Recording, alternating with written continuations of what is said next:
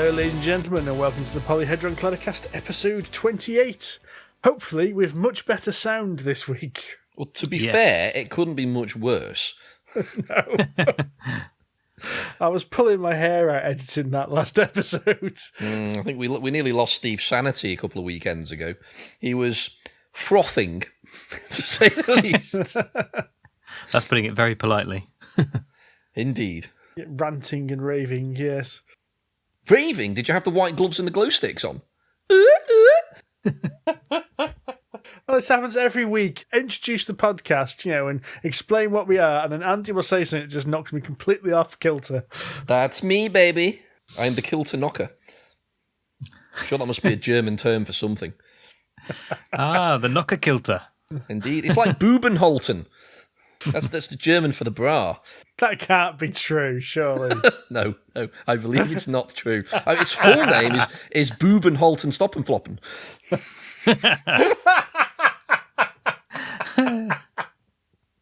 I'm sure my friend Sven, who is in fact German, will now, next time when he hears this, will correct me profusely. Well, it was invented in Germany, wasn't it? By Hermann Titzling. Really? What? No. I thought you were going to say boobs were invented by the Germans. I'm pretty sure they were, actually, if those educational videos I've seen online are anything to be believed. The documentaries. Yes, those well-informed cinematic masterpieces that we've come to love over the years. We've what to love? Anyway, we should talk about some board games. Yes, we are actually supposed to be a tabletop gaming podcast. So rather than pornography connoisseurs. That's the pornography connoisseur, and I'm John Cage. You guys been playing any games? I don't know. Have we had an intro yet? I missed it. Yes, I've played some games. I've played lots of games. It's good. Andy, well done. Well, Andy's list is ridiculous. He's been playing games non-stop. And John, it looks like you've played some games. What, really? What is this madness? Although one of them's Jenga, so I don't think that should count.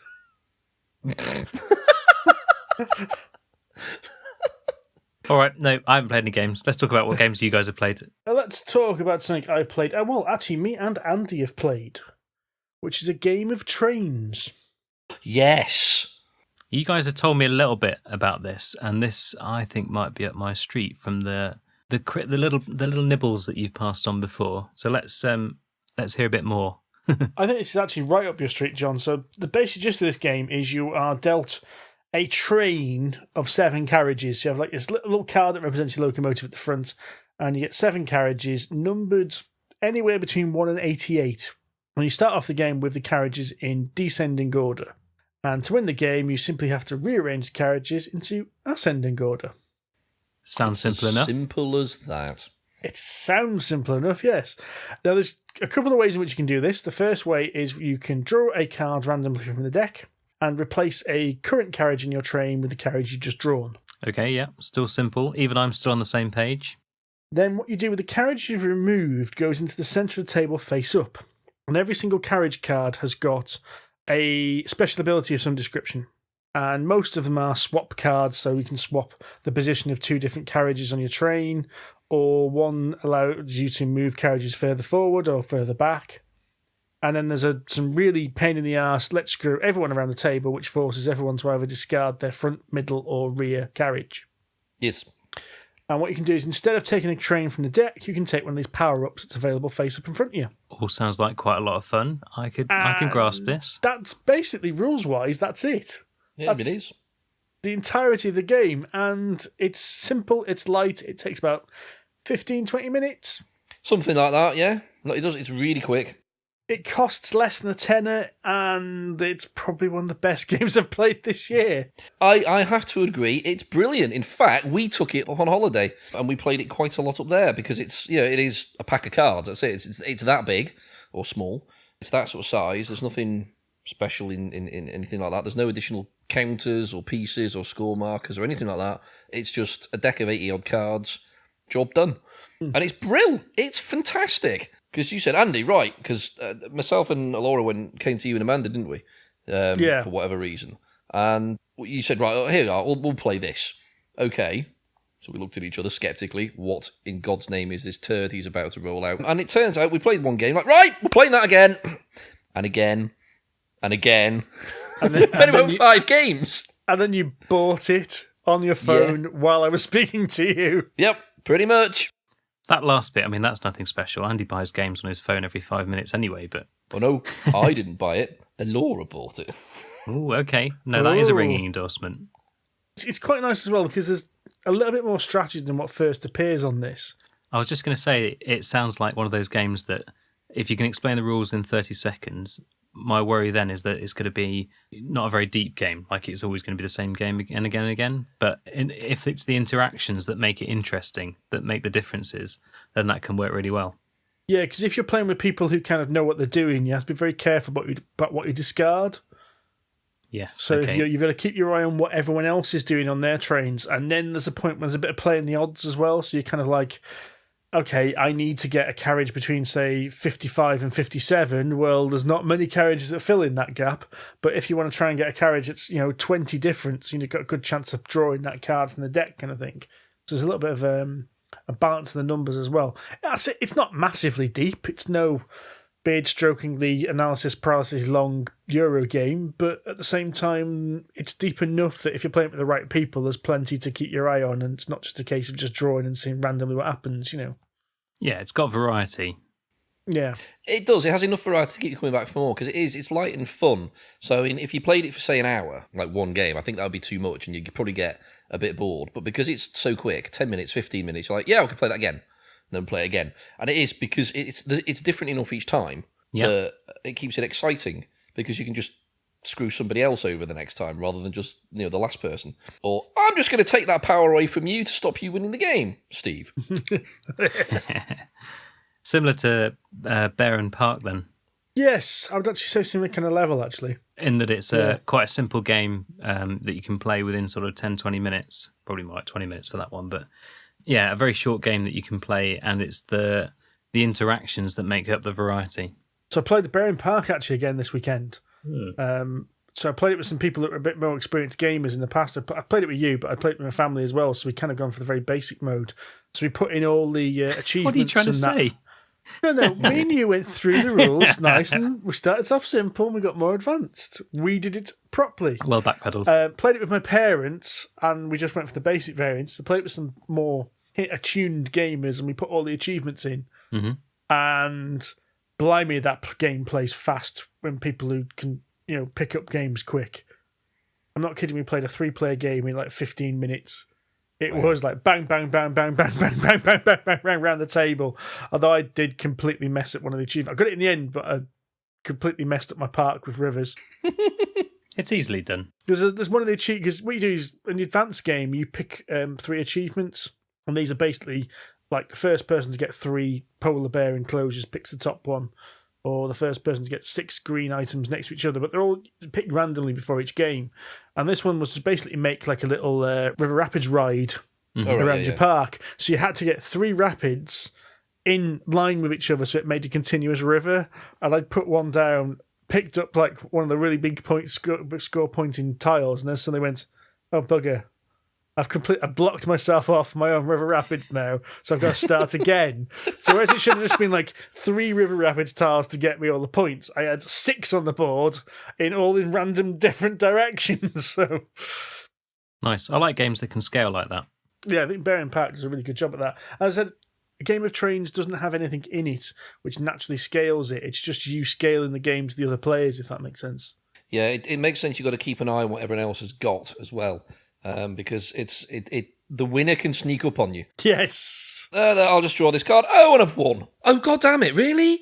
It's because obviously you can draw from. You can either use a power, it is visible, and you can move things around depending on how it happens. But of course, if you draw a single card and you're looking for a card between 1 and 70, chances are you're going to get it. And when you just pop it down, there's nothing anyone else can do. But it can sneak up on you, or someone will discard one of these powers that the person next in line will just so happen to make use of, and all of a sudden they've won. So you've got to keep an eye on what everyone else is doing as well, which is really good. No, I highly recommend it, actually. I think you can get it for less than a tenner. It's dirt cheap. So Worth it as a nice little pocket game to take with you anywhere. Nice. Yes. Speaking of my holiday, Yes. I didn't know we were, but go on. well, I mentioned I took it on holiday. I went to the Isle of Skye, which was very nice, although it rained persistently, and we had to come back a day early because when we returned to the Isle of Skye from Harrison Lewis, the wind was so severe it physically destroyed our tent. But surely if the weather's really crap, that's the perfect opportunity to play lots and lots of board games. Well, we did, because conveniently enough, when we were on Skye for a few days, there was a very nice hotel, literally across the road from the campsite, that had a bar with over 400 single malt whiskies in it. Ooh, hello. John's face has just indicated that his trousers just got messy. I'm trying to pour a beer here, but I had to stop because I had to make a reaction to that. Yeah, that was a nice bar. It's when you go up to the bar and ask, can I just get the 12-year-old Bowmore, please? Which one? The 12-year-old Bowmore. No, we've got 3. Which one? Oh, I've just died and gone to heaven. But in there, there was a big booth that we basically commandeered for pretty much 3 nights running because it was pissing with rain. Really nice food, and it was a huge table, so we just basically sat there and played board games for 4 hours each night in the middle of a pub. It was ace. But one of those games, I thought, well, in preparation for this, on the Isle of Skye, well, I've got to play the Isle of Skye. How appropriate. So I did. Exactly. So I played Isle of Skye on the Isle of Skye. How meta. And which one's Isle of Skye? It's a tile placement game. The thing is, the game itself has got really nothing to do with the Isle of Skye, specifically. It's all about forming... it's loosely based around Scottish clans. So you have MacLeods, MacDonalds. So each player takes on the role of a different clan. And it's a tile placement game. And each tile has a combination of mountains, glens, and water. The idea is you each pick 3 tiles each turn. Behind a little screen, you can assign an amount of money to each tile, also a discard. So each turn you've got to discard one of them, unbeknownst to the other players. And you're essentially selling the other 2 or auctioning, I suppose, to the other players. So each in turn, you go round, you say, you discard the one you indicate you want to discard. So everyone sort of basically takes the screen off and goes, right, this is how much it is. And in turn, you go round, you buy one of another player's tiles. So you pick one that you want to buy and give them the money for it. They then get essentially the money for it plus what you give them. You have to buy one, or you can buy one. You don't have to, but if you don't, you'd probably struggle to build your little kingdom. Right, okay. And then anything that's not bought from you, you lose the money for, but you get to keep the tile. So if people don't buy your tiles, then you keep it, but you lose the money that you put down. So there is a bit of a tactic going on. Like if you really want to keep a tile, you can price it completely out of the market, but you obviously lose the money for it. So you effectively buy your own tile at that point by pricing it at the market? Yeah, basically, yes. And then at the end of all of that, you each then put your tiles down on your little map. So you start off with your little castle, roads on it, and then obviously glens and stuff. And the idea is that you can link, if you put your roads down, you can make a big network of roads, or you've got to make sure that your types of terrain match. So each edge of the tile must match with the same type of terrain on a different tile. So you can come up with all kinds of weird and wonderful terrain structures. And you can score according to what you build. Now, each game's going to be different because there's loads of scoring tiles, and there are 4 that you draw at random at the start of the game to set the game up. And each round, the 6 rounds, you score on a different combination of the scoring tiles, which is dictated by the scoring mat. So you basically, everyone can see what they're going to be scoring against. So you're almost building your kingdom in accordance with how you're going to score. So it could be that one of the scoring things would be like you must have your mountainous regions with at least comprised of at least 3 tiles each. And each time you do that, you'd get, say, 3 points. Right, okay. You must have, the locks into completely isolated from everything else, or you may have for every sort of 2x2 matrix of tiles you have, you get 4 points, or whatever it is. So you're kind of adjusting your terrain to score to score like that. On top of that, on each tile, there are sometimes things like sheep or cows or distilleries, farms, and at the end of the game, you can score according to the number of cows you have or the number of sheep you have and things like that. So there's kind of short-term gains and long-term gains as well. And you've got to balance the two, I guess. Yeah, pretty much. Yeah, you could focus on one if you want, but then there's tiles that actually have specific scoring things on them, which are done at the end of the game. So you can see what you could score at the end of the game, and obviously, if you decide to go for it, then you're kind of battling the short-term gain versus crap. I really need more distilleries. Right, where can I buy more distilleries? And then other players can see what you've got, so they can start pricing that out and all that sort of jazz. So. But the thing is, the game only takes, for the two of us, it only takes about 15 minutes to play. It's another quick game. I haven't played it with more, but it supports up to 6. I'd imagine it's going to be a longer game with 6. And I'll obviously a lot more interaction. That's interesting because it sounds like it would be a longer game from the complexity you've sort of I thought that put as well, together yeah. then. If you've got short-term and long-term goals in there, a bit like Planetarium, you've got some things that you'll get small rewards for, but you can get 5 of them in a couple of rounds. Versus, long-term goals that are big rewards but take ages to build up for. The longer-term goals aren't necessarily big rewards. They're just additional rewards. It's more like kind of like Planetarium when you get the final things at the end. They are worth quite a bit, but they're not generally worth any more than the high evolution cards that you get. They're usually worth somewhere between 9 and 12 points, the final ones. They just take a lot more effort to get to, but at that point in the game, you kind of need those extra 9 points, for example, might be the difference between first and second or whatever. So it's a bit like that. Yeah, okay. But I mean, for the two of us, because it took us a bit longer when we first played it, probably maybe half an hour, but it's not a big game. There's a lot of variation. You'll never get the same game twice. But one thing I did find, I think it's quite swingy. Quite swingy? Yeah, depending on what goals come out. So what scoring chances there are, and what tiles come out. Sometimes they could combine to perform, you could just easily make, oh crap, I can make a set of 4 quite easily there, bang, that's 12 points or whatever it is in one round. And the other person's like, well, I can't put any of this together to form that. And all of a sudden, there's a gap of 10 points that you can't make up. Yeah, okay. So you're a bit beholden to the random draw a bit then? A little bit, yes. I'd like to think with more players, it's probably less swingy. Because you can pick and choose on where you want to buy. Because everyone's a bit screwed. yeah, basically. It's more difficult to plan. Yes. But for the two of us, it was fun. We quite enjoyed it. It was quite swingy in places. Like the first game we played, I absolutely annihilated. I was completely battering Alora for most of the game. But then, the last 2 turns, she made something like 30 or 40 points. It was insane.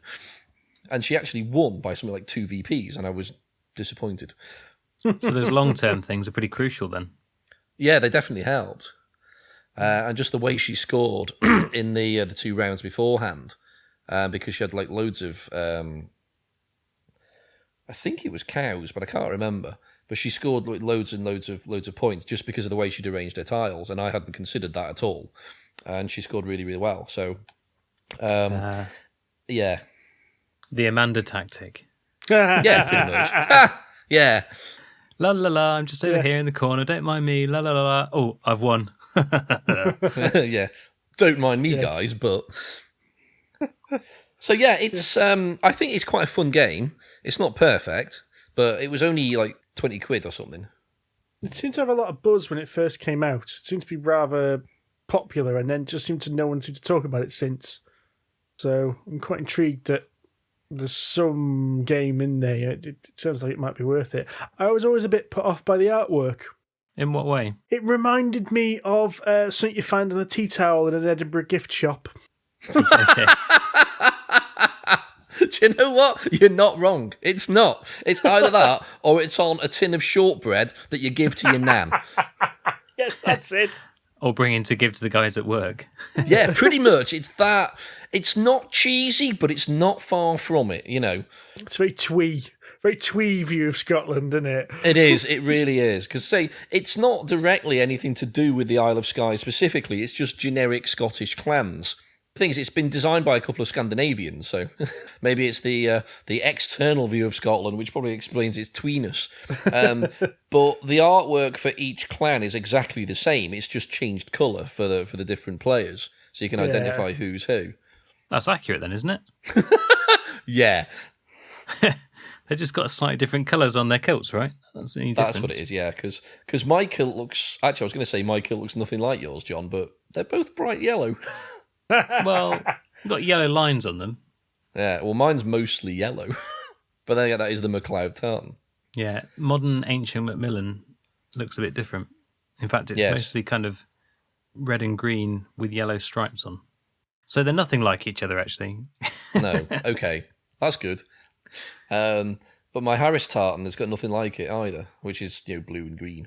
Mm. So, John, your kilt is not the I'm confused now because your kilt's yellow, isn't it? Mine has yellow bits on it. Right. But I wouldn't say it's all yellow. Okay.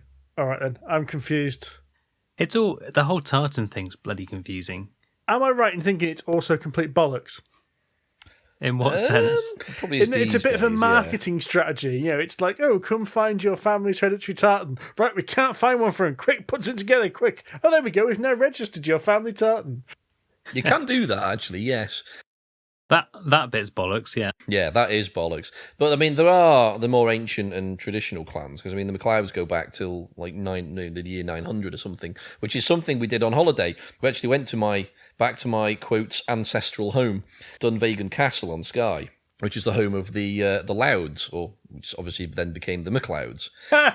Seriously, that's his name. Oh, the irony. Something called Loud. I know. Oh, that's brilliant. It's no wonder they spent the entire weekend taking the piss out of you.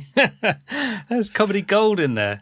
But well, in fact, my yellow kilt is actually known as the Loud MacLeod tartan because it's bright yellow. Perfect. But yeah, Dunvegan Castle is home of the MacLeods, and Torquil MacLeod went over to Lewis to basically start a new faction, which is what I believe. And then cut the other guy's head off. Am I thinking of the same film? No. Not far off, though. He is the only one. But yeah, he basically formed a splinter faction from which I believe I am descended. So there you go. Yeah, but it was pretty cool. I enjoyed that bit. But yeah, the actual link to the Isle of Skye is tenuous at best. But it's a nice little game. As long as there's a link, that's all you need. Indeed. Obviously, I sound very Scottish, and I'm completely justified in wearing a kilt. Absolutely, yes. Are you from Birmingham, Scotland? I cannot wear a kilt. Why is that? Well, because my family was at war with Scotland for about 300 years, so there isn't a Tudor tartan for some reason. Well, you're missing out, Steve. Yeah. And everyone else is missing out from those lovely legs of yours. Ooh. Oh yeah, I'm sure the ginger leg hair is going to go down a treat. So, moving swiftly on. You look like a pair of carrots under a school skirt. So, I've actually got two games which also fall into this kind of relatively quick. One game good, one game not so good. So, Ooh. which would you like to hear about first? Let's do the shit one. We've had two reasonably good games. Okay, now I don't think this is necessarily a bad game. It's just I cannot get it to work no matter how hard I try. And this is a game called Brutal Kingdom. Okay. So I know, John, you've played a variation of Love Letter. You've played Loot's Letter, haven't you? I've played Love Letter as well, but yeah. Played Love Letter as well. Have either of you played Citadels? No. Right, so Citadels is... Well, hang on, I'm not going to explain Citadels, because if I explain Citadels, it's going to confuse matters even further. The game I'm talking about is a game called Brutal Kingdom, which is almost like a slightly more advanced version of Love Letter. Okay. So what you have is there are 20 characters, and it's 20 completely individual characters. And the aim of the game is you will play these character cards, and they have influence tokens on the top of the card.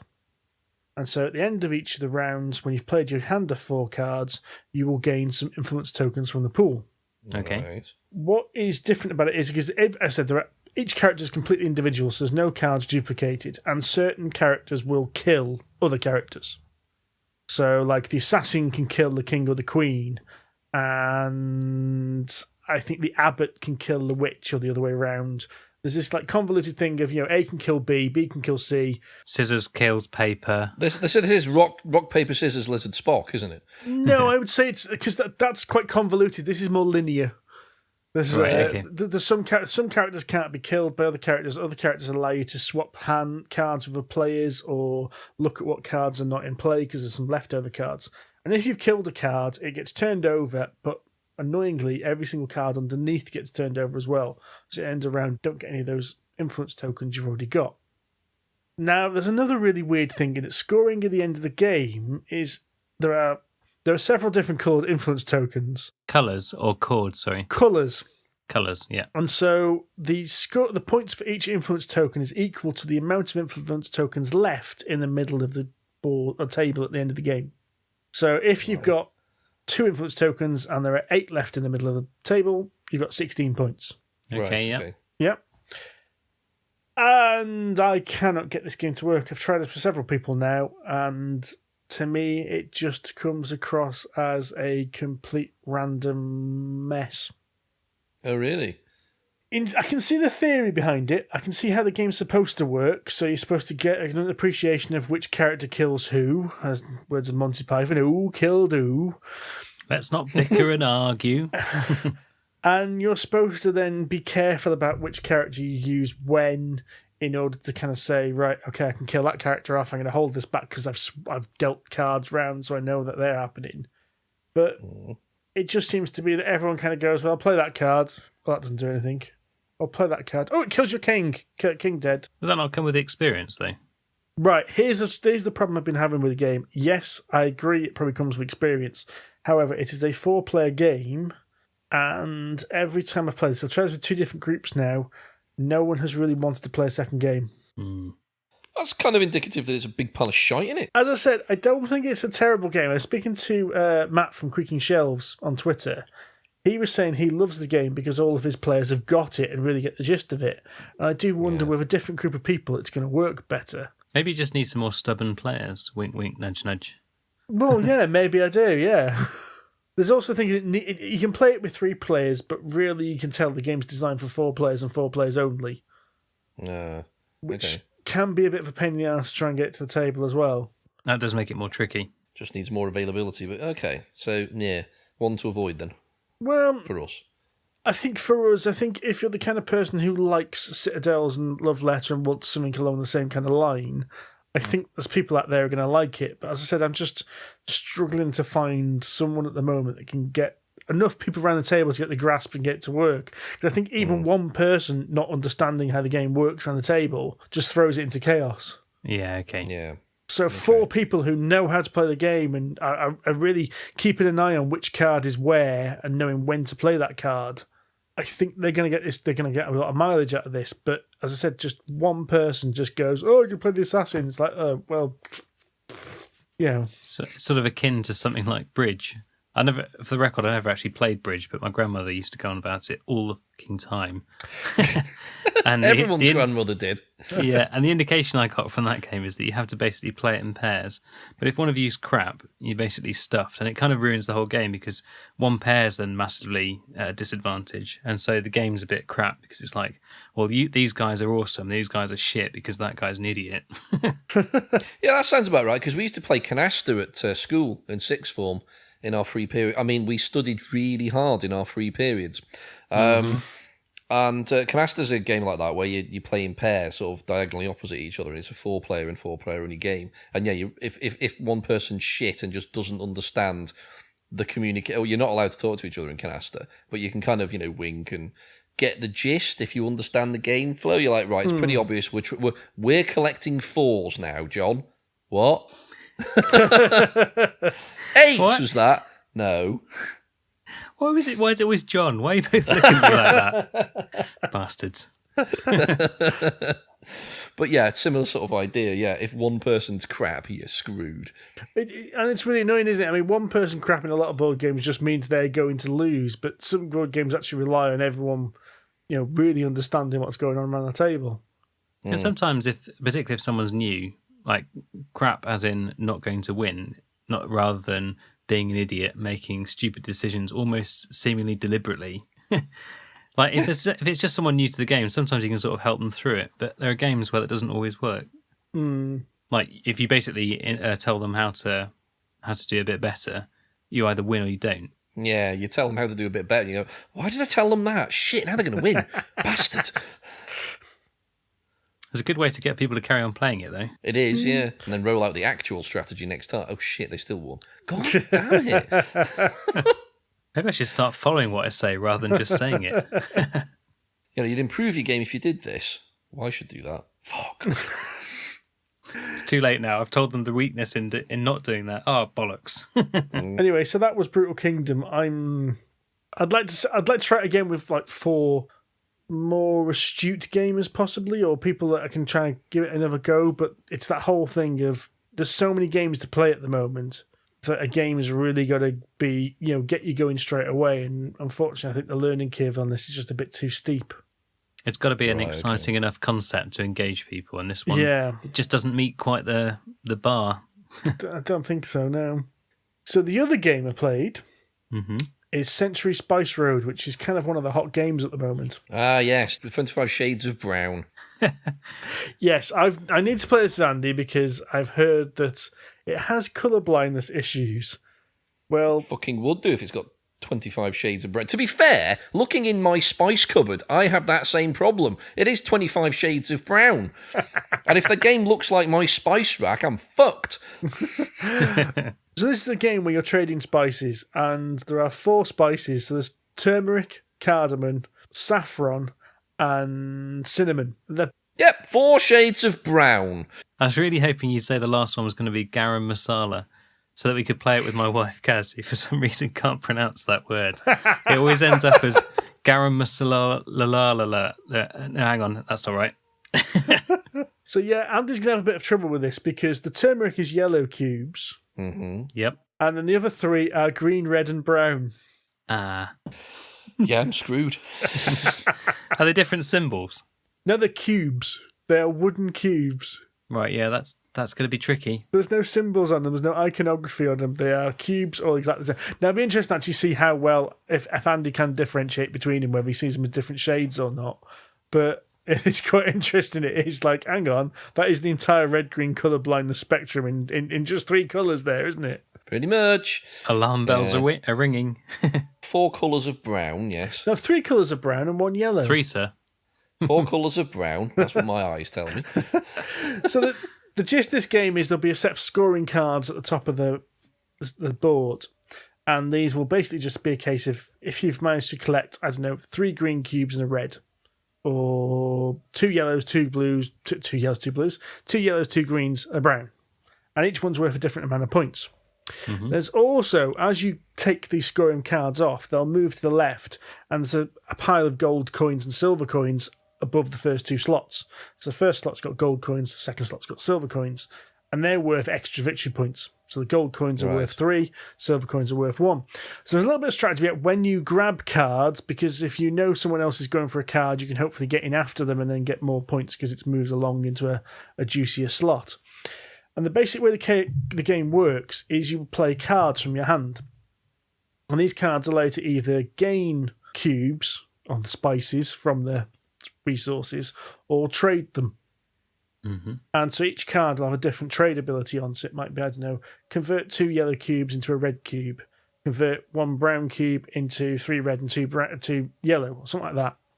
The other clever thing about it is you can buy more cards because they're all laid out in front of you as well. But again, they all slide to the left. So if you buy a card that's on the right, you have to put a cube onto every card in front of it. Yeah. Then the other clever thing is, as you play cards, they get played out in front of you. And so eventually you run out of cards in your hand, so you have to waste an action refreshing your hand. Oh. So there's a balance to be had. So basically the options are claim a card, play a card, buy a card, or refresh your hand. Okay, so it's almost a card-based. I say worker placement only because there's a few worker placement games that I've played where your action can be retrieve your workers, like in Euphoria or Martians and other stuff like that. So neither of you two have played Splendor, have you? Don't believe so. No. That's the one when you trade gemstones. No, I've not played it. No.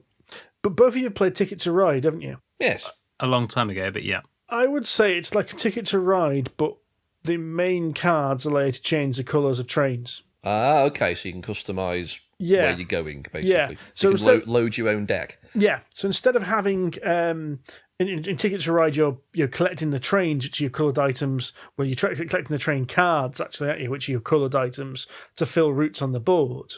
Well, imagine instead of collecting those train cards, you're collecting these coloured cubes, which are the spices, in order to claim the points cards that are in front of you.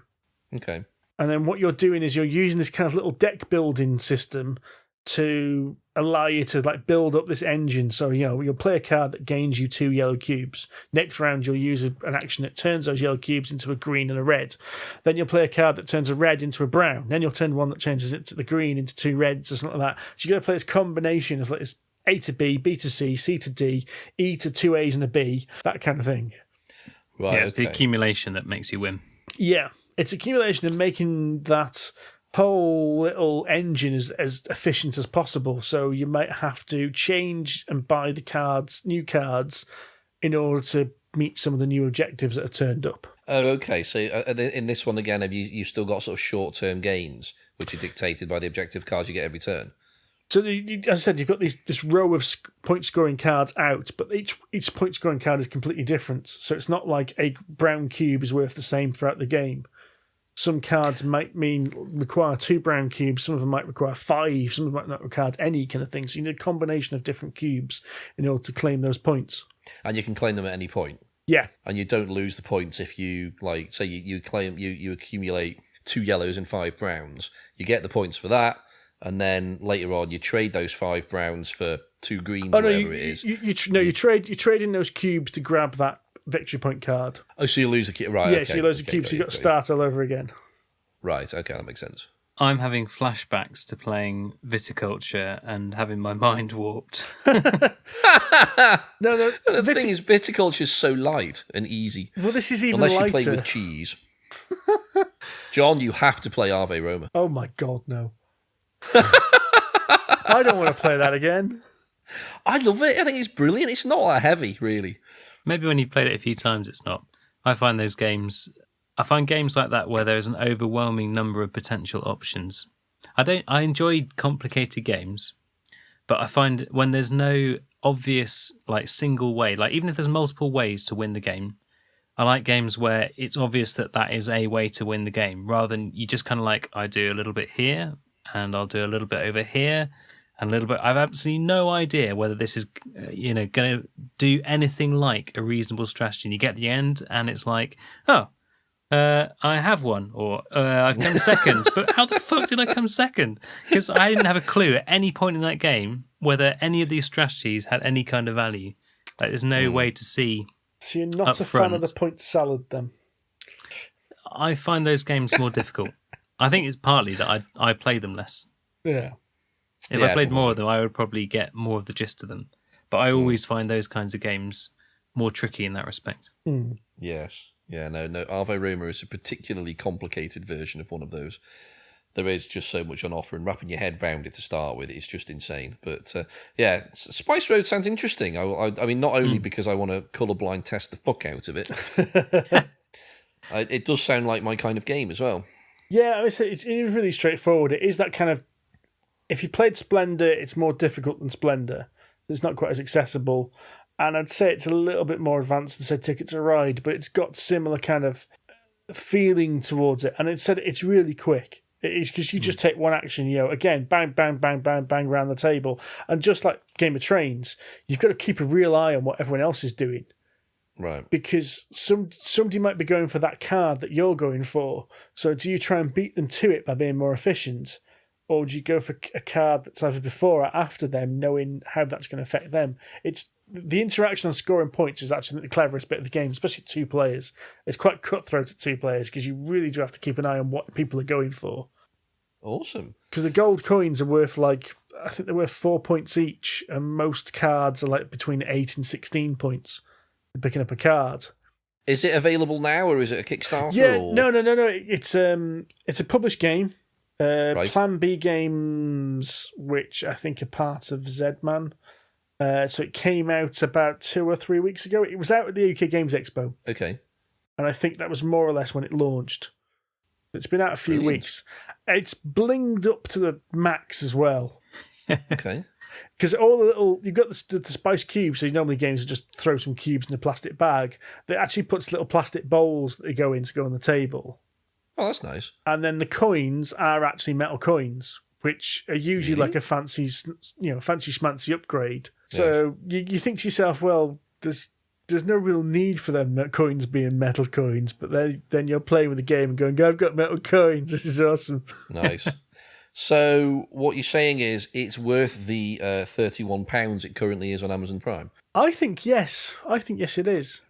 Because I can see me Right playing then. this a lot. I think, Andy, you should play it before you buy it, though, because you may find this game, the colour blindness may cripple it for you. Well, we're going to find out because I've just one-clicked it. I will refer to my earlier comment. 5 minutes of conversation. A game, you say? Click. Whoops. Ding. Do you know what? This afternoon I was thinking, I've not backed a Kickstarter for a couple of weeks. I was getting the itch. For a Oh, that was couple of something else. weeks. Try yogurt. But then we got an email at work and I got distracted by, something that mattered. Wasn't the last game you backed like 200 quid as well? Not quite. 199. No, it was less than 190. 189.99. No, it was less than 185, actually. Less than 183. So we're talking about Lords of Hellas. Did you actually back it? Did you get all the add-ons, did you? I did. I went for a Titan. Balls deep. Balls deep, yes. My scrotum was slapping the arse of Kickstarter anyway. Sick in my mouth. Oh. Thing is, I was genuinely considering on pulling out, no pun intended.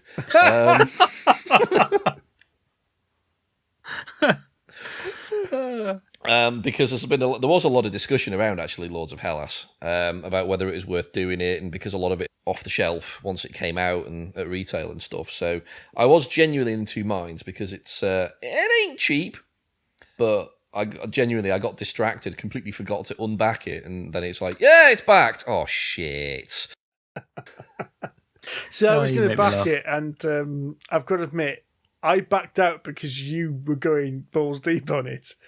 But Yeah. I did say to you, if you do back out, let me know, because I probably will redo my pledge. But I wouldn't have gone for all those add-ons. I think I would have limited myself to £100 and left it at that.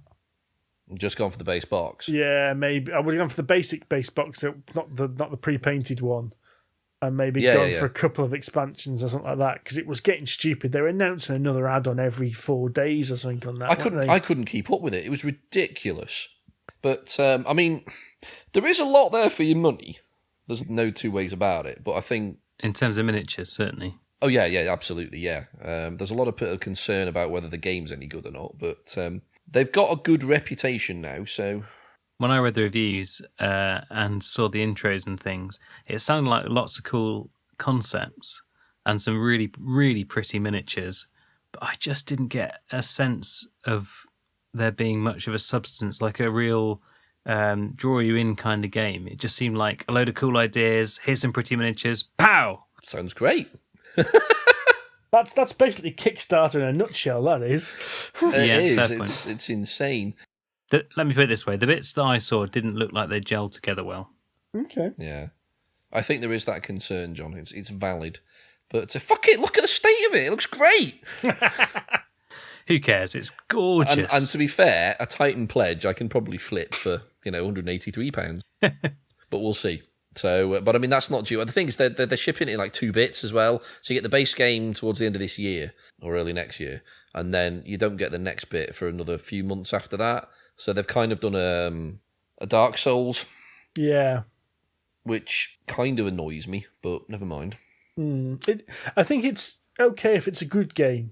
Yeah, So if it's a good game that you're going to play for a bit, you're going to play the basic game and basically, get to know the basic game and wear it out almost. And then all these expansions come. It's like, hey, I've got more life out of the game. I think a lot of people are going to be bored of Dark Souls by the time the expansions turn up for that. Yeah, that's the thing. I can imagine that. So yeah, I thought you were going to, because I was going to mention Dark Souls then. It's just, instead, but you beat me to it, so yes. But yeah, I don't know. It's, a bit. We'll see. It's too late to change my mind now. You haven't played Awakened Realms' previous game yet, have you? No. I've set it up 3 times with good intentions. And I still haven't played this war of mine. I've set it up, and it set us up so easily. You'd hope it would after 3 goes at it. Well, even the first turn, it's really straightforward because they've approached the game in a very interesting way. Rather than wading through shitloads of rules, like, it's an FFG game, you've got to go through both sets of rule books before you even understand vaguely how to play the game. Despite the how to play book saying, yeah, this is how you play the game, and then something happens, you have to consult the fucking reference guide anyway. So you basically set the game up, and it's like, right, turn 1, you do this. Shit, Jesus, we're in it. And it is really that seamless. I mean, basically, I don't know if you've played the computer game, John, this War of Mine. No. No, I didn't think you had. I know Steve has, but basically, it's set in Sarajevo. But instead of being like a first-person shooter or something where you're going around teabagging corpses, I'm sorry, what? Civilian, it's not a first-person shooter or anything. You're not going around teabagging corpses or anything. No, but going back a moment, John has obviously never played Halo Online. No, correct. He hasn't. You're not aware of the concept of teabagging. I know what teabagging is. I just don't understand why you do that in a computer game with probably 12-year-old children. You don't. You basically stand over the dead corpse and hammer the crouch button. Right. So your body, your character is squatting up and down on top of the... I can't believe you've never seen that in a video game. What a sheltered life you must lead. Indeed. We used to do that in Counter-Strike, for Christ's sake. Maybe I played Counter-Strike too seriously. Yeah. Maybe. But anyway, you play 3 civilians, or at least to start with, you're 3 civilians, and you've sort of called bagsies on a ruined house. You calling what, sorry? You've called bagsies. For goodness sake. Not teabagsies.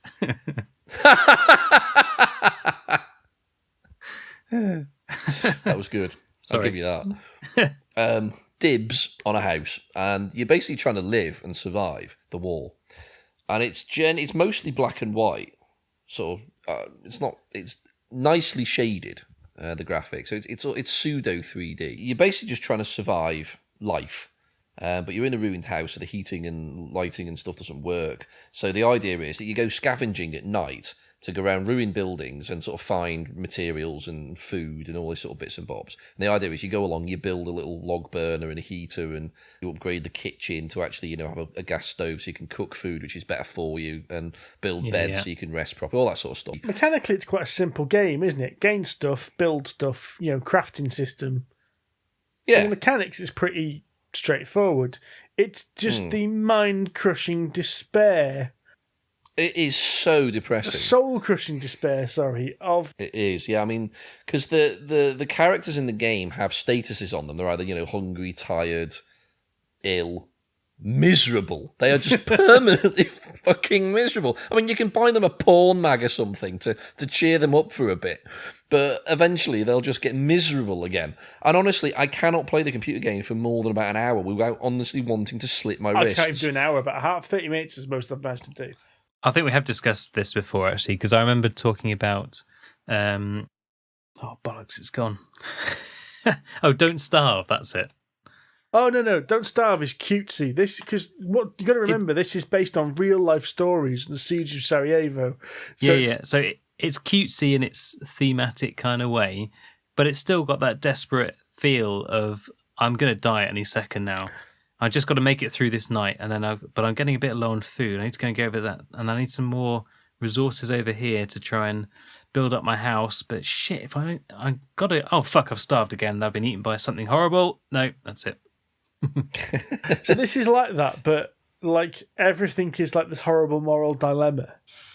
So like there's one point when you go out to scavenge food and you find this like a house full of food, but that's because it's full of old people who that's the only food they've got. So, like, whereas everyone else will shoot you for trying to steal their food, the old people just kind of go, please don't take our food. Oh.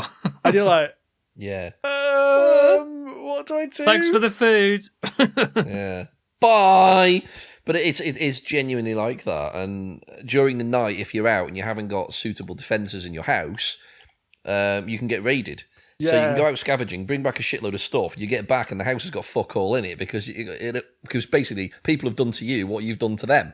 Basically, it's like one really long episode of The Walking Dead. Yeah, I like that, but without the zombies. Yeah.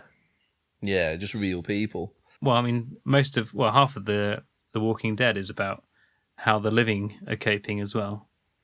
Mm. You know, it's these people raiding those people, or you're just desperately trying to survive, but actually half the time you're just being shat on by other humans, let alone the fucking zombies. Yeah, basically, it's similar.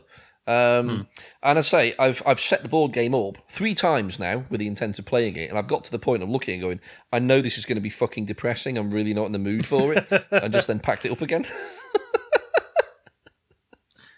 But it sets up lovely, and as I say, the game is... The way it runs is it's curiously silent on a lot of the rules. So you kind of learn as you play, which is kind of a good thing because you don't have to spend an hour explaining the rules every time you play and all that sort of jazz. And you get in the game you get this massive journal, and it's about half an inch thick, and in it are numbered paragraphs or numbered sections, and there's about 1,000 sections in it. Some of them contain rules. An FAQ, well, he calls it FAQ, so basically a bit more clarification about certain things of it. So when you're going through the rule book, it's like, if you want to know more about this, then read this bit of the journal. And it's not a huge amount, it's only, a couple of paragraphs of text. It's not massive, it's not, like learning, how to play Ave Roma, for example. Then it says, right, the game's made up of about something 4 rounds. So you got the date, you've got dawn, daytime, dusk, and then the nighttime raid. And then you go into the next day, and so this whole thing repeats. And it says, right, in dawn you'll do this and prep things, then that. In the daytime you make food and rest and whatever like that. You in the dusk you prepare for a scavenger thing, so you assign the person, and then everyone else just sits in the house with the thumbs up their arses, or you can put them on defense, whatever it is. And then you do the actual scavenge bit at night, and it's basically these 4 sections of the rule book. It's literally it opens up and it's literally just 2 pages. As they sit at you. That's the rule book for that part of the game. And everything else is story driven. So you'll do something and it'll say, right, read this section of the journal. And it'll give you like a section number. So it's a little bit like... Fighting fantasy book. Kind of, yeah. I mean, it doesn't give you a choice at the end of each section, but it's not too dissimilar to that. So it's a bit like the Sherlock Holmes consulting detective game that I was talking about last time before, where it says, you go to this building and then read this numbered paragraph, and it'll tell you a bit more about the story. Yeah. It's a bit like that. Okay. But that's as far as I've got in the game. So I couldn't tell you how it plays and whether it's good or not, but Dan at our gaming group reliably informed me last night, because I took it along thinking, well, it says on the box, it's only sort of like between 60 and 90 minutes to play. And he says, yeah, you ain't going to get it through it in our session. And our session's 3 hours long, 3.5 hours long. And he says, yeah, you're not going to get through it in that. Oh, unless you die, which is quite likely. Fair enough. So from everything I've read about it and seen so far from people commenting, which to be fair isn't many, because I think a lot of people are like you, Steve, they've got a bit of non-backers remorse about this because it's come out and been really popular and everyone wants to play it, but no one backed it. Yeah. But from what I've read, that seems to be quite a popular feeling that, by Christ, it's miserable, and Jesus, it's hard, but it's very compelling. Okay. So I need to play it. Now, Dan informs me that it's best with either 1 or 3 players. Okay. Because the way the game works is you pass the journal around the table, so it kind of indicates who's in charge, and it stipulates in massive block capitals, if you don't have the journal, you're not allowed to touch the board. So the idea is that you spend the round discussing amongst you what to do, and then the lead player, the leader basically, the person with the journal, you can beat them beat everyone else off with this thing because it's that thick. They do the actual movement. So I suppose there's a chance of dickery, but given it's a cooperative, there's no point. So they could just override, one decision, for example, and then you pass it on, and then the next person gets to chime. But because you start with 3 players or 3 characters, it makes sense that everyone kind of controls that character. Yeah. Or if you've just you play a solo game basically because you're in charge of the house, it doesn't really matter what you do. Whereas with 2 players or 4 players, it might seem a bit weird. Okay. That sounds like quite an interesting idea. Yeah, I think we should play it if, we have a crippling fear of, life. If everything's going a bit too well and everyone's feeling a bit too happy, we just need to bring the tone down a little bit. Definitely, yes. If all 3 of us win the lottery on the same day, get promotions at work and all end up driving Aston Martin, we definitely need to play this War of Mine on that day. Because then we'll want to crash those Aston Martins into a tree. I think it's time to answer some questions, boys. On that happy note. I think you're right. So, Mr. Sven Hanneman asks, have you ever encountered somebody at the table that was so obnoxious you just wanted a table flip? Andy. I mean, over to you, Andy. You could start this one off. Not exactly obnoxious or table flippy, but more frustrating. Steve will know the individual I'm talking about. Oh, we right. have as a relatively regular individual at our group, and you don't really want a table flip. You want to kind of wrap both hands around their neck and squeeze with increasing pressure until their face turns blue and they fall to the floor like a rag doll. It's okay, I don't go to these sessions anymore. I was saying you just want to grab them and just shake them. Just grab them by the shoulders and shake them and go, come on! Yeah, it's not that hard. But yeah, they break the cardinal rule, really, of just not fucking listening when you're explaining the rules. And even when you do, for the 6th time, it's like their brain becomes reflective to information. You're definitely not talking about me, right? No. Don't worry, John. This is a particular individual both me and Andy have played games with who... he obviously enjoys games. I actually think I've experienced his work. He enjoys games, but I don't understand how, because he never seems to pay attention to what's going on during a game, or the rules explanation, or at any point during that game. No, there's no strategy, no forward thinking, no... Oh, so what does this bit do? We told you that last time.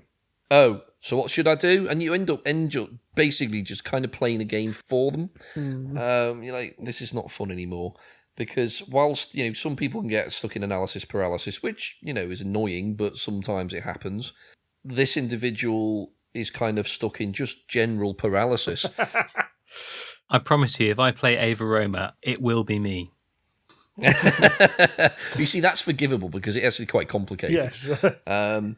Whereas even in some of the simpler games, confronted with frustration, shall we say, and it makes the game a lot less enjoyable.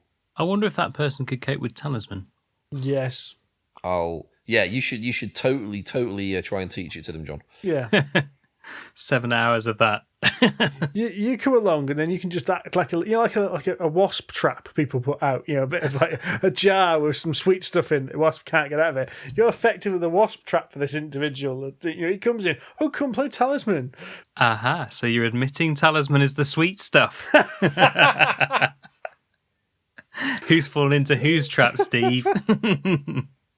See, I can't think of someone who was obnoxious, but there's one player that I haven't played a game with in a while who was an absolute pain in the arse to play against. Because what they'd do is they'd bring their own game and they would have looked up strategy guides on the internet.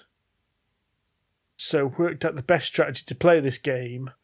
And then when they were teaching you the game, so a table of people who'd never played this game before wouldn't explain any of the strategy concepts and just use this knowledge they'd learnt off the internet to just batter everyone. What an arsehole. That's childish. Yeah, and it happened once or twice, and you just kind of thought, oh, maybe it's just like because they really like the look of this game. But it was whenever this individual brought in one of their games, they had basically spent all the time learning the rules and strategies for it online. You know, it's like, how many times have you played this game? Oh, this is the first time I've played it. Like, well, how did you know to do that? Because I spent 3 weeks researching.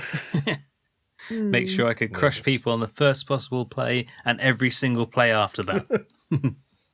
Now, whilst I have that as my kind of on my to-do list with pretty much every game I own, I don't go to the point of actually bothering my ass to learn the strategies. I actually like to learn as everybody else does. Yeah, because that's part of the fun of playing a board game, isn't it? Is trying to work out what strategies work and what don't. I mean, okay, if you're going into a competitive game, if you're playing like Magic the Gathering or Netrunner or something in a tournament, then fair enough, go read some stuff up, because otherwise you're going to go to that tournament and get your ass handed to you on a plate.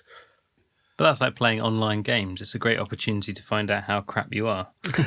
Yeah. And generally I found the answer is very. Yes. That's been my experience of tournament. I'll tell you about my recent escapades at an X-Wing tournament. You might have mentioned it, but... Did you flip the table, Steve? No, but I... didn't last long enough by the sounds of things. Last long enough to flip the table. So there's a friendly tournament on a game shop just outside Evesham. And I haven't played X-Wing in ages. It's been about 18 months since I last played. It was a friendly tournament. It wasn't like an official, as a massive prize. There's still the FFG prize kit, so there's no extra odds and sods available. But I haven't played in about 18 months, so I'm well out of practice. I knew this was the case. But I got a list that I'd made myself as well. It wasn't a net list or anything like that I'd looked up. I was quite pleased with it. Seemed pretty cool. And in the first turn, I flew 2 of my ships into each other.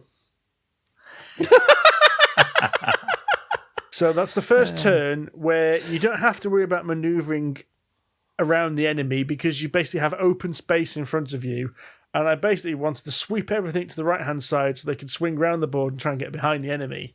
And what I did was I forgot about which order in which they activate. So one moved. One swept too hard. And then the other one just went bang into the back of it. Which meant that he was then out of sync for the rest of the game. I just went horribly wrong. Oh, then my other ship, I was playing the Scum faction, so I had Boba Fett Slave 1. And rather than... You mean Scum? I mean the righteous force in the universe to bring law and order to all. Oh, no, not Empire. No, Scum. That's actually what the faction's called. Oh, right, the Scum and Villainy. The Scum and Villainy faction, yeah. So it's all the bounty hunters and the Hutts and all that. So I had my Slave 1, my Fire Spray. The Pikeys. And I forgot to turn it when I should have. So there's the enemy bearing down on me. And the idea again was the Fire Spray was going to swing around the back of them and rain destruction on them. And I suddenly went, oh crap, I'm facing the wrong direction, aren't I? I have to do a U-turn now. Nice. So basically, your sweeping was pretty much akin to a drunken janitor. Yeah. Going back to the question.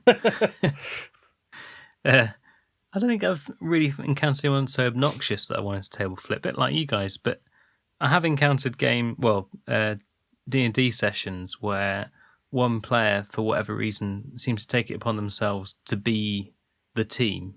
The table coach. Yeah, so no matter what else you do, they always seem to be wanting to do everything for the whole team. Like, you guys wait back here, and I'll go and do some stuff over here, and then, we'll investigate. Oh, don't go off there just yet, because, you'll need me to... I'll just go and unlock some things over here, and use some other bits and pieces to do some stuff over there, and yeah, I think I've got this all in hand, guys. Don't you worry. You just stay back there where you're safe. Okay, but when do we get to role play?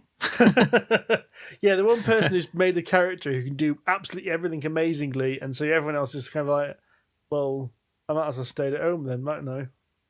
Yeah. See, what you need to do then is role play beating the fuck out of them. It got to that point, or close to it.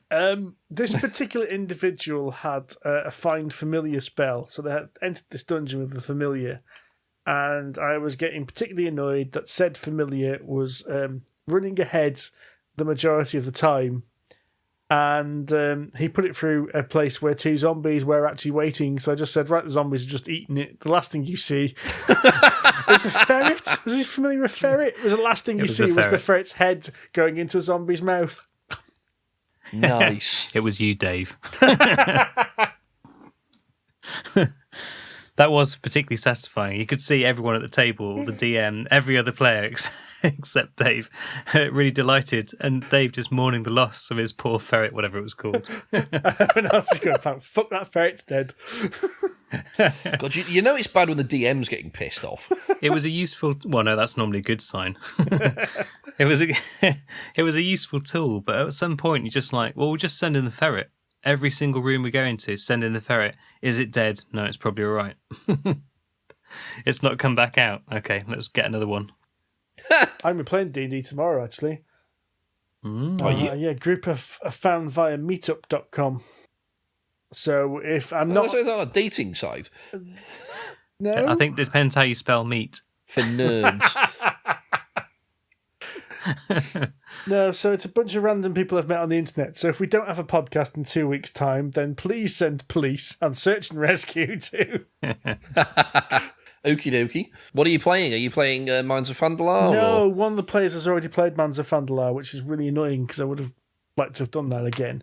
So what I've actually done is I've picked one from an old dungeon magazine, which I've updated. Interesting. It is in fact the one where Dave's ferret got murdered. Geraint Evans asks, what's the last game you played that felt really different to anything else? A new mechanism or theme that made the game really stand out to you? Hide the sausage. Oh no, that was something else. That's not a new game to you, surely. Maybe. Try and a say new it game less. I played. So a game that was completely new to you. So when you played it, it was just completely different to anything else you played. Okay, so I've got one. So when we played Tsuro at the expo, that one I just thought this is brilliant. Like it just had there wasn't really anything else that felt similar. Yeah, If you ever played Tsuro, you've got little counts on the side of a board, and basically you take it in turns to place tiles, and your little counters whiz down these little routes, and it's the person that can keep their tile on the board not falling off the side because it's followed the route all the way to the end and off the side wins. It's just Tron Light Cycles, isn't it? It is Tron Light Cycles, but I've never played a board game that's like that, and it's so simple but like really, really good fun. I mean, we played like probably half a dozen games of it in a row just because everyone was enjoying it. Yeah. So really, really simple, but yeah, just really novel. Although actually it's probably, well, I mean, it is ancient. No, I agree with that. You're right, actually. I never thought about Tsuro being... It is quite different to like most other games I've got, yeah. I'd say that one game I've played which is completely different to anything else is called Escape the Nightmare. So this was actually a Kickstarter game from 3D Total Games, and I had a preview copy of it. It sounds like most games in your collection, actually. No. This is... So you're thinking of like the Lovecraft games I've got. No, this is... Think about an actual nightmare you have. So yeah, nightmares are weird and they don't make any sense and they're frustrating because you're usually trying to run away from something or escape from something or something is happening you don't have any control over. It's like going back to work at Kinetic. But weirdly, this is a game which can mimic the feeling of being in a nightmare. So it's been a while since I played it, so I'm probably going to get a couple of the mechanics wrong, but basically you have to play a series of cards in order to meet the requirements and escape. But you'll pick up a card and it'll just say, start counting from 100 down to 50. And it's not like, oh, you've got to do it quietly. It'll be like you are supposed to go 100, 99, 98, 97, like that. So one person is doing that in your ear, and then you pick up another card and it'll say some other crazy thing you're supposed to do. Whilst you're trying to solve whatever While problems you're it is trying you to need solve the problem, yeah. That's really cool. I don't know how well it did on Kickstarter because it was quite a small British company that made it, and I've not heard anyone else talk about this game since because it's not like any other game I've played. Anything, Andy, you can think of? I was going to say Cards Against Humanity, but No, see, Cards Against Humanity is an exact rip-off of Apples versus Apples, so... Yeah, I've not played that. So when I played, I mean, this is going back a few years now, and the more learned of the community would probably tell me, yeah, it's just a rip off of something else. But I first played it quite a few years ago. I met a mate Stag do Avalon, which I know is basically a copy of Resistance, just in a Merlin setting. But when I played it for the first time, it was so different to anything else because in that everyone takes on a different role. Now in Resistance, obviously you're either spies or resistance, and it's a game of hidden information. You've got to work out who's who and all that sort of jazz. But in Avalon, I think I prefer it in a way because everyone has a different role to play rather than the standard basic spies versus resistance. You've got like Merlin and Arthur and Mordred, isn't it? Mordred and all that sort of jazz, yeah. And the game introduces more characters. Because if there are more players, so it scales really well as well. So it gets more complicated to a point, which at the time I thought was fantastic because you start the game, everyone gets dealt out a role, and then it's like, right, everyone shut their eyes. What the fuck's going on here? And then it's like, right, those of you who are, Knights of the Realm, open your eyes. And then Merlin, open your eyes and then shut your eyes and all this. So basically, different people know who other different people are, but not everyone knows everything. Yeah. Yeah. Okay. And whilst it doesn't forbid you from talking to others and say, yes, you're Merlin, or whatever. It's not in your interests to divulge too much information to everyone else. But at the same time, you need to tell other people, no, don't take him on the mission. He's a complete dick, for example. Why do you know that? No reason. So just a theory. I played standard Resistance, so it didn't have the fancy roles. And I played that with some people who'd never really been introduced to board games a few weeks back. And yeah, the look on their faces when they suddenly got it. The first round, they didn't quite understand what was going on. Second round, it was like it clicked, and you could see this definite click. Yeah. And the look in their eyes was like, oh my God, this is amazing. Yeah, that's exactly what happened to me. Once I'd played sort of 2 or 3 rounds of it, it's like, this is really cool.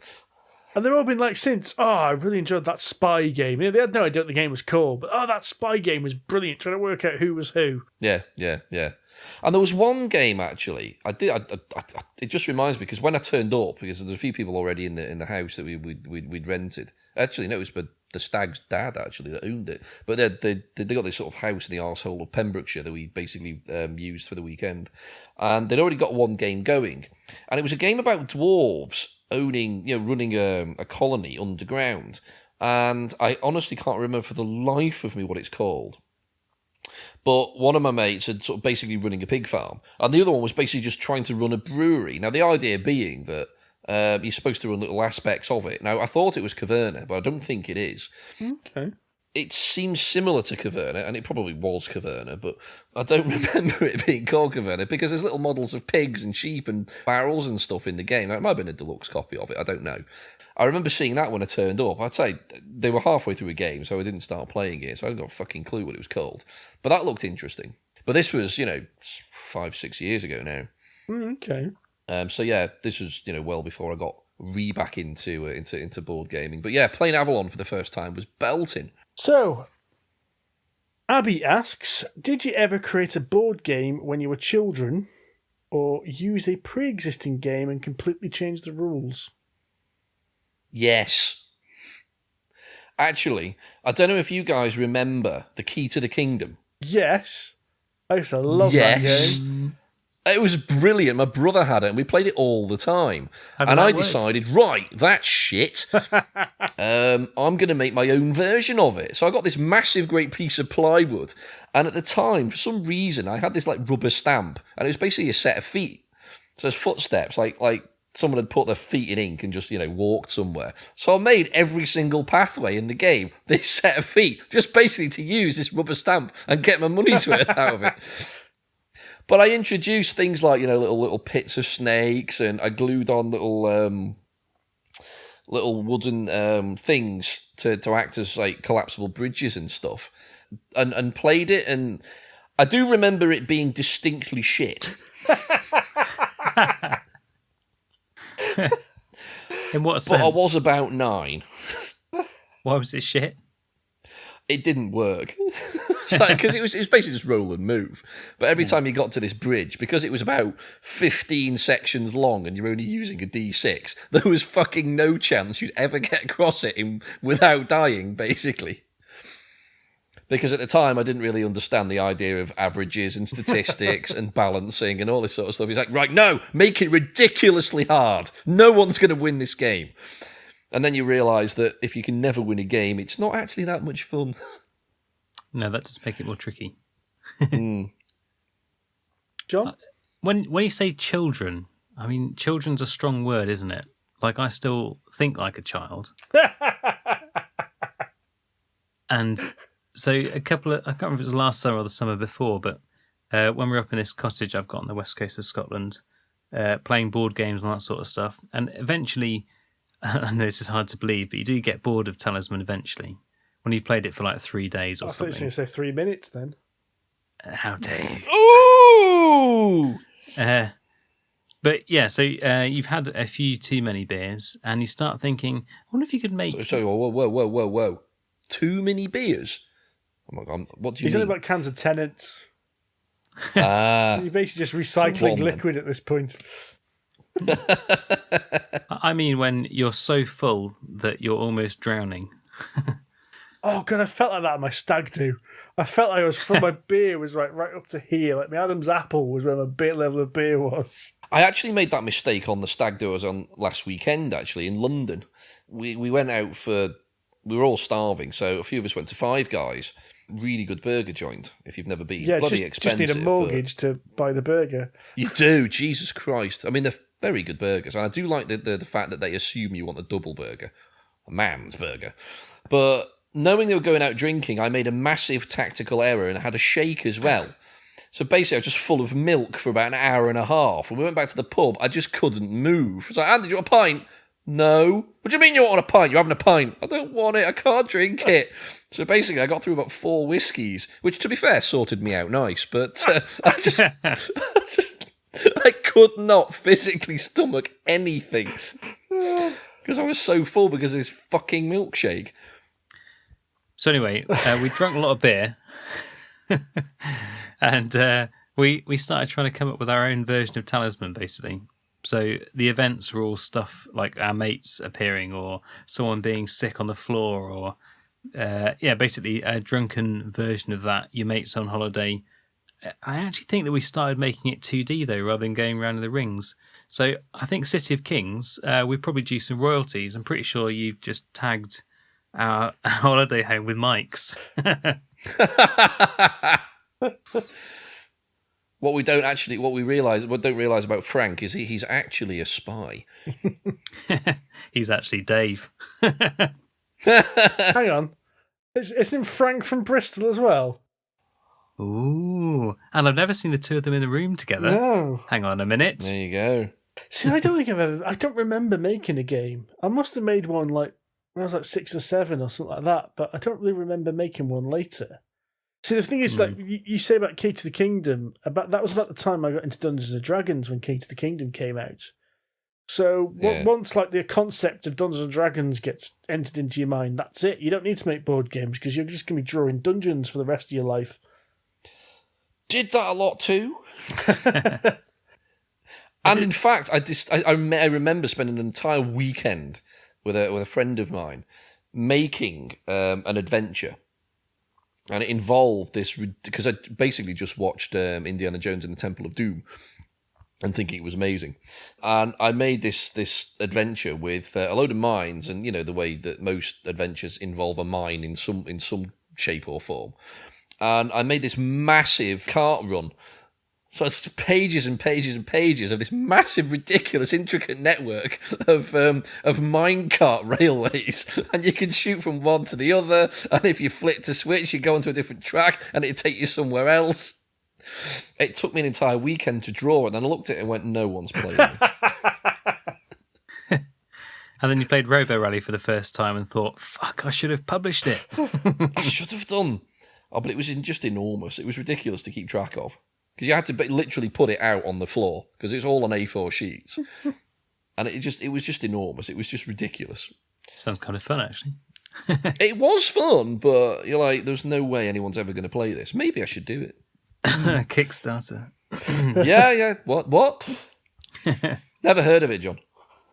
Idiots will back anything these days. They will. Especially if they've got miniatures in them. So, Gemma Church asks, in a fight between a badger and a monkey, who would win and why? Where does the fight take place? I was thinking, how big is the monkey? And the badger. Is it a honey badger? I think the answer, Gemma, is we don't have enough information to really answer that question. And do either of them have a knife? Or a cigar? And a hat? Or a unicycle? Yes. Are they both on See? unicycles with jousts? Now that there's a would be game. So, I reckon my money's on the badger. Badgers are hard. If it's on the ground, my money's on the badger. If it's in a tree, the monkey's got it. That's my thinking. yeah, that would make sense. Right then. Question resolved. That was easy. Surprisingly easy for us. Simon Colgate says, he said to say that. What's your opinion on engineers' dress code in large corporations? God. Brackets Steve. Pants only. So this is based on a Twitter conversation we're having this morning, isn't it? Mm-hmm. Okay, well, we've basically finished the game section of the podcast, so if all you were listening to was board game information, we've now finished. However, if you'd like to hear us talk bollocks for another 10 minutes, please carry on listening. Enter the weeds. Or alternatively, if this is the bit you only turn up for because you don't give a shit about board games, crack on.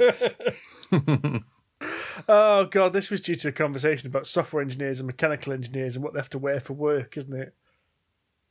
It is. And I fit into neither of these concepts, so I'm just going to sit back and enjoy my cup Well, of you're tea. management, you're even worse. In your pants. In my pants, yes. Oh, hang on, Steve. Well, So, thankfully, because I'm on camera, I'm wearing slightly more than pants now. well, from the waist up, anyway. Don't Yes. stand up. Don't. Oh, Jesus Christ. That's horrible. It's a big furry snake knocking about. But put the draft excluder down. So, dress codes in large corporations. How large are we talking? Well, I think in particular reference, we might as well talk about Kinetic and Melvin Instruments, since that's the two corporations I've worked for, right? All right, then. Indeed, yes. We all used to work for Kinetic. And I think the engineer's dress code when we all worked for Kinetic was A broad mixture. and far-reaching. Socks with sandals were sadly not banned, and they should have been. That should be illegal. Socks with sandals. I think you should be just taken outside and beaten if you ever wear socks with sandals. Socks and sandals and shorts, of course. Yes, yeah. Well, even without When there are shorts. shorts and the socks pulled up as far as you can pull them up. That's it, yes. So I missed the guy in the cape. Yeah, I never saw the cape. Cape, though. apparently there was a guy who used to wear like a Victorian cape. So like the cape that comes down back down to Wow. your waist. Did he have a top hat and twiddly an moustache. evil operatic moustache that he twirled? Apparently though he did used to cycle into work. So he's wearing this Victorian cape and he used to cycle down the hill and it fluttered behind him. You see, that's a reason to wear it, full stop. I mean, that actually sounds genuinely quite awesome. And the eccentrics and slightly peculiar way. There were some special people at Kinetic, weren't there? But then we left. Eccentricity, yes. Then we let, yes. Oh, nice, smooth there. I did like the day I drove in one morning and it had been snowing. It doesn't snow very often in the UK. And there were ski tracks going into the main gate. Yeah. It's like, you stop the security and you had to show your pass to get in. And he says to the security guard, "Are those ski tracks?" He goes, "Yeah." The guy was the most happiest person I think I've ever seen in my life going to work when it's snowing. Apparently he's been waiting 12 years for it to snow enough to use his cross-country skis to get to work. Oh, good grief. Do you reckon that guy that turned up to Kinetic on skis, when he woke up that morning, he's bought these skis especially, he opens the curtains and just thinks, my time has come. Holy shit, it's happened. I was born for this day. I bet he was really disappointed when he actually got into work and he was like, oh. It was fun, but Do you reckon he Then it came in melts. all the proper ski gear, and then of course it melted by lunchtime? That's it. So in the evening he has to walk back home in all the skiing gear with his pair of skis over his shoulder. I can picture it. Oh God, yes. The walk of shame. Sweating, grunting, and miserable. Still, my favourite one was the guy, and I did see him several times. Actually, no. It's my interview. The day of my interview. So I'm driving down because I worked at Kinetic in Farnborough, which Kinetic in Farnborough was sensible compared to Kinetic in Malvern. I mean, people dressed in like suits and ties and standard shit like that. That's because Kinetic Farnborough basically looked like a cross between an airport and a gym. Because it was. It was an airport and it had a big gym. Anyway, so I'm driving into the gates and I've been told, everyone has said, oh, you don't want to go to Malvern, they're all weirdos there. And as I'm driving in, there is a guy wearing a cowboy hat, a barber jacket, fluorescent pink waterproof trousers, and traditional green Wellington boots. It's a good look. It is a good look, but not in the middle of A July. mental asylum, maybe. If it had been a cold day in the middle of winter, but this was the middle of July. There was that legendary guy at Kinetic as well who used to walk around Malvern wearing wellies with his whole family tied together with pieces of string. I heard about this. Oh, he used to go to the supermarket with him, didn't he? Yeah, like picture like mountaineers, like ye olde mountaineers, tied together with bits of yarn on the north face of Everest, except it's a family and there's no snow. Well, I heard it was worse than that. I Oh heard my that the God. string wasn't tied round them. The string went through their sleeves. Oh, okay. So it went for the sleeve of like their right. Well, like mittens. Yeah, like mittens, but they're all threaded in a line. He said they're like, apparently there's like 4 kids, and they went down in size as we went along as well. Okay, this is important for the OCD amongst us. Did the yarn go in the same sleeve and back out the other one for each person, or does it like zigzag between them? Oh, I don't know. I never saw this. It was just second-hand information I had. I can't even work out grief. what the best way to do it would be. We need to move on. I can't believe you two are genuinely actually thinking about this bollocks, other than just writing him off as someone who needs to be captured very quickly. I think it just goes to show we're all on a scale, Andy. And Steve and I are slightly further down it than you. Indeed. It's like I'm sat at the top of this slide and you two are waving at me from down the bottom. Whoa. You're not at the top of the slide. Let's not go that far.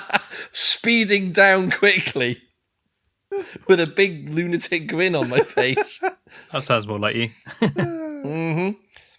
Oh, right. Oh, God. Right. And for that, So, Steve, what is your opinion on engineers' dress code in large corporations? 'Cause I think basically, we hit a rabbit hole on a rabbit hole there. we used to wind me up because I was forced. I had to go in like smart dress, and we shared an office with a software engineering department, and it pissed me off, especially in the middle of summer, like a day like today where it's like 28 degrees C. So everyone's sweating their balls off. We're all there in our bloody nylon trousers, absolutely uncomfortable, and these software engineers come into work wearing anything they bloody want. Yeah. Well, like pink wellies, pink trousers and green wellies. Like they just spent a weekend at a rave. Anyway, we've gone from far too long again. We've got about half an hour over what I intended yet again. So, we were about the board gaming podcast that was Polyhedron Collider, but we've now completely gone off tangent for the last half hour. And, well, you tell us whether you preferred that or not. Completely. Well, yes, we did. If you're still listening, Mostly. So, I've been Steve, Polyhedron Collider. I've been Andy from Polyhedron Collider. and I've been John Cage, also obviously from the Polyhedron Collider. You can check out, of course, more written reviews at polyhedroncollider.com, at polyhedronc at Twitter, facebook.com/polyhedron collider. And I think that's all. Tatty bye, folks. Auf Wiedersehen. Good Nacht. That a Scouse version. That was supposed to be good night in German. It's just the accent. Good night, mate. Go on. Good night, la.